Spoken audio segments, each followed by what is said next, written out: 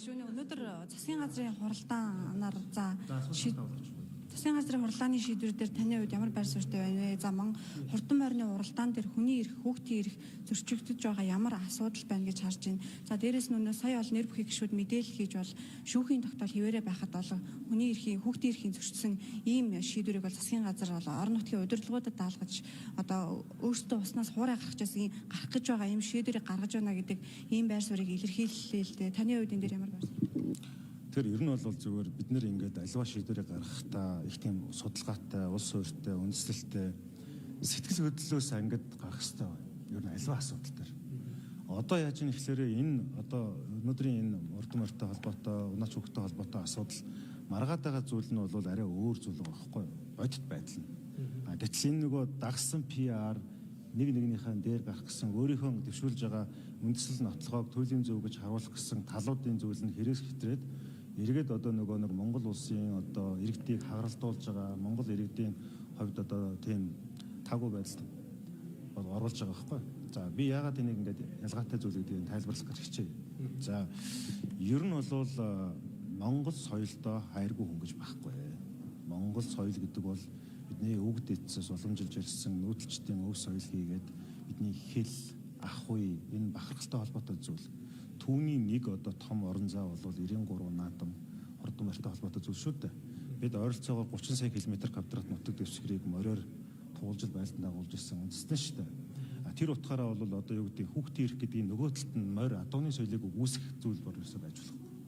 Гагцхүү энэ өвлийн цастай хаврын энэ одоо тогшин цагаар насан туршаагүй хүнийг одоо эрсдэлтэй спорт дээр одоо ингээд уралдуулах нь зөв буруу гэдэг асуудал явж байгаа байхгүй юу. Тэгэхээр хүмүүсийн аргумент бол ингэж яваад байгаа. Жишээлбэл сүүлийн 30 жилийн зөвхөн судалгаанд орсон тоогоор 40 хүүхэд морь унжаагаад амнасаа ирсэн байна гэдэг шүү дээ. Шинэ мэдэгдээгүй зүйл байгаа шүү дээ. Би л хүүхэд тогт морь уралдаад явж хахад хамт оруулж исэн хүүхэд унаад эндчихсэн тохиол гарч ирсэн. Бэлтчихсэн тохиол зундаа гарч ирсэн. Гэт тэр үед бол жишээлбэл хүний эрхийн комисч гэж байсангүй, үндэсний комисч гэж байсангүй, бүртгэлж байсангүй шүү дээ, тэ. Тэгэхээр үндсэндээ бол яг сүүлийн хугацааг ингээд өвлийн уралдаан хаврын уралдаан явуулсан цаг чи одоо 21 жилийн өмнө юм байна. За энэ бидний хүүхдүүд бол өвөл уралддаггүй, хавар уралддаггүй байсан байхгүй. Гэтэл одоо яасан бэ гэхээр энэ морчин өөрөө нөгөө нэг юм цагаан үсний адуу уралдахаас илүүтэйгээр дөрөв улиралт хийж яадаг сонгомол спорт болоод хувирчиж байгаа байхгүй. Гадаадаас үнэтэй азрах ч юм уу те азрагны төл эднэр авчираад тэгээ ингээд селекцжүүлээд Монгол адууны удмын сан тодорхой хэмжээгээр өөрчлөгдөөд мөн үү. За ингээ яг нөгөө нэг мэрэгжлийн спорт шиг болчихлоо шүү дээ. Тэгээд энийг нь дагсан бизнесүүд бий болчлоо тийм үү. Энийг нь дагсан одоо аж ахуйн төрлүүд бий болчлоо. Энийг нь дагсан хөдөлмөрийн хуваарлтууд бий болчлоо л дээ. Тэгээд дагаад энэ нэг хөгжөөд явах хэвээр нэг талаас байгаа. Гэтэл нөгөө талаас хүмүүс юу гэдэг нь гэхээр одоо ингээ 40 хүүхэд л амнасаа алдсан байна. Гэтэл чинь 400-500 хүүхдээ амнаас өөр юмд авч байгаа юм дээр анхаарсангүй гэдэг. Би хүний эрхийн дэд хороог даргалж байгаа хүнийд нэг л болъё. Монголд тэр 40-тэй байна уу 400-тэй байна уу хамаагүй нэг хүний амнаас ч гэсэн үнцэнтэй. Тэрнээс үүдээ тохиолдол нь бага юм чинь зүгээр штэ гэдэг байдлаар ерөөсөө хандаж болохгүй байхгүй. Тийм учраас нэг хүний амнаасыг хүртэл аврах шийдвэрийг төр гаргаж явах хэвээр энэ дээр бол олонний тугаагдахгүй байх хэвээр. Тэгээд үнэхээр мэрэгжлийн спортын төрөл рүү орж байгаа бол баруун дэм морин тойролттой газруудад бүгд насан туршсан хүмүүс гар үсгээ зураад эрслийн одоо юугаа даатгалаад ингээд уралддаг штэ. Энэ төрөл рүүгээ ингэ явах нь зөв гэж бодож байгаа. За зуны тухай яриаг байна тийм үү? Яг энэ одоо хаврын хавсрахтай өвлийн завсар уралдааны тухай ярьж байгаа тохиолдолд магадгүй тэр насан туршсан хүмүүс нь одоо унах нь зөвөө гэж би бол хувийн хувьд бодож байгаа.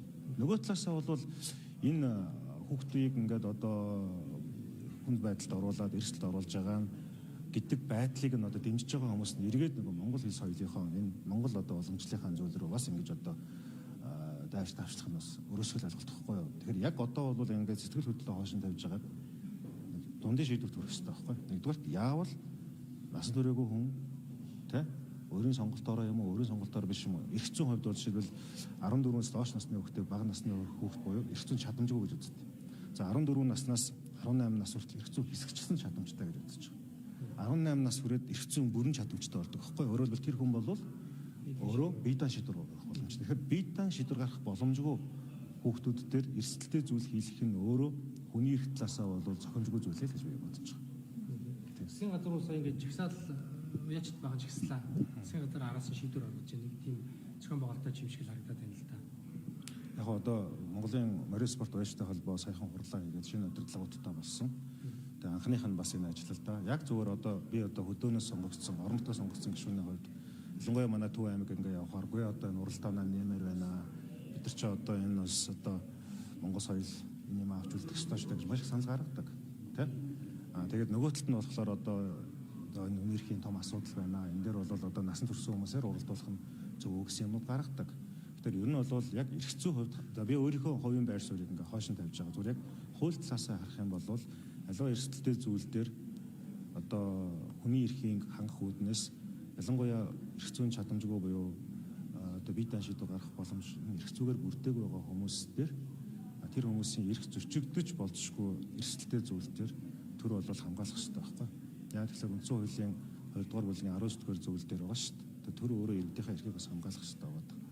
Тэр утгаараа зөвхөн хүмүүсийн зарим нэг одоо ингээд шүмжлэлтэй байгаа зүйл нь бол 10 одоо уралдаанч хүүхдийн нэг нь бол одоо яг уяачин нэг нь одоо өөрийнх нь хүүхд 9 нь бол одоо бусдын хүүхд байна. Орлого багтай айлын хүүхдүүд эдгээр байна гэсэн асуудал гараад байгаа. Одоо манай Төв аймгийн Сэргэлэн сомонд чинь одоо тэнд чинь гитэн жилийн урд бол нэг 10 хүрэхгүй хүүхдтэй сургууль байсан бол одоо бол одоо бараг 200 хүүхдтэй болсон байх. Тэдний бараг одоо дийлэнх нь бол уяач ч одоо гэрээ байгуулсан манайч хүүхдүүд байгаа л да.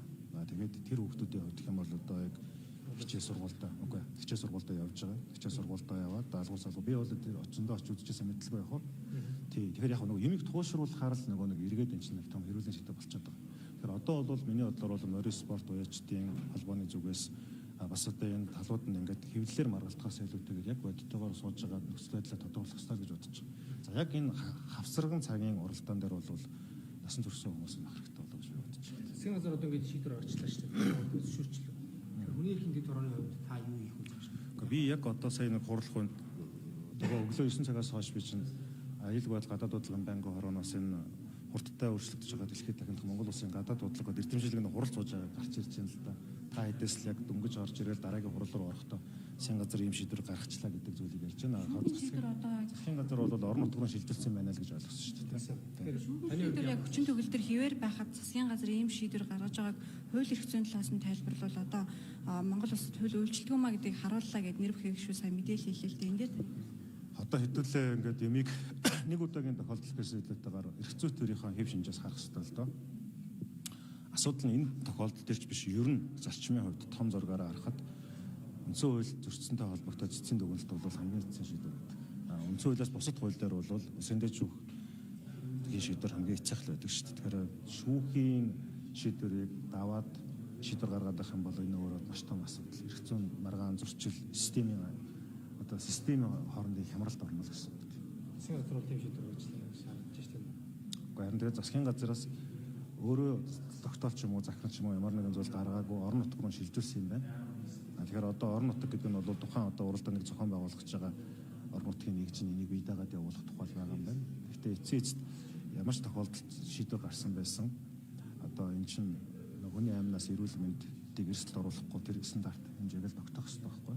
Тэр засгийн газар орон нутгад энийг зөвшөөрж байгаа бол орон нутгийн ч гэсэн тэнцээ уралдаанаас өмнө заавал одоо насан туршаагүй хүүхд гэжээс нас илүүтэйгээр бас нас бий төрсэн хүмүүс уралдаж болно. Гэхдээ яг нэг уламжил гэдэг нь болохоор 3 настай 4 настайгаас ахиулаад хүүхд морионол явдаг гэсэн юм а бодоод байгаа. Гэхдээ эн чинь бас нэг 21 дугаар зүйл. Бид нар бас яг ингээд одоо эрсдэлтэй зүйл рүү одоо ялангуяа хүний эрхийн зөрчил биш. Бүр энэ амьд явах эрхтэр нөгөө талд нь байгаа энэ асуудал дээр бол маш болгоомжлон хандах хэрэгтэй. Тэгээд би зүгээр эрх зүйч хүний хувьд бол засгийн газар дээд шүүхийн шийдвэрийг давж шийдвэр гаргаж болох. Хүний эрхийн дэд хорооны дарга